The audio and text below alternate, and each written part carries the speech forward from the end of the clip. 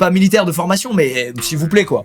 Qui a peur là? En tout cas, bingo, c'est parti pour dépenser un maximum d'argent dans le développement d'un jetpack militaire. Et les premiers prototypes fonctionnent plutôt bien. Ils parviennent réellement à faire voler des mecs de manière sécurisée. En revanche, la durée du vol, c'est 20 secondes. Impossible de faire plus. Ce qui est, on le rappelle, largement suffisant pour te faire shooter en plein vol. Mais malheureusement, 20 secondes pour l'armée, bah ça sert à rien. Donc ils retirent leur financement. Sauf que Bell Aeronautics, là, maintenant, ils ont un jetpack sur le dos. Et en vrai, ils ont dépensé énormément d'argent dans le développement. Donc faut qu'ils en fassent quelque chose. Rassurez-vous, ils ont un plan B. S'ils peuvent pas l'utiliser au front, et ben désormais, ils vont l'utiliser dans le showbiz. Événements sportifs, concerts, grand prix, vous voulez du jetpack? Vous aurez du jetpack. Pendant 20 secondes par contre uniquement. Et le pari fonctionne puisque Bell là, ils vont avoir énormément de demandes du monde entier. Et pour répondre à toute cette demande, ils vont devoir former en urgence des pilotes, dont un qui s'appelle Bill Sweetor. Alors comment ils le trouvent? Si jamais vous comptiez devenir un peu pilote de jetpack, ça se passe un peu comme la NASA. Ça veut dire qu'ils vont faire une sélection entre pas du tout. C'était le jardinier d'un mec. Ils avaient besoin d'un cobaye, il était jeune et ambitieux. Hop là, maintenant t'es pilote de jetpack mon gars.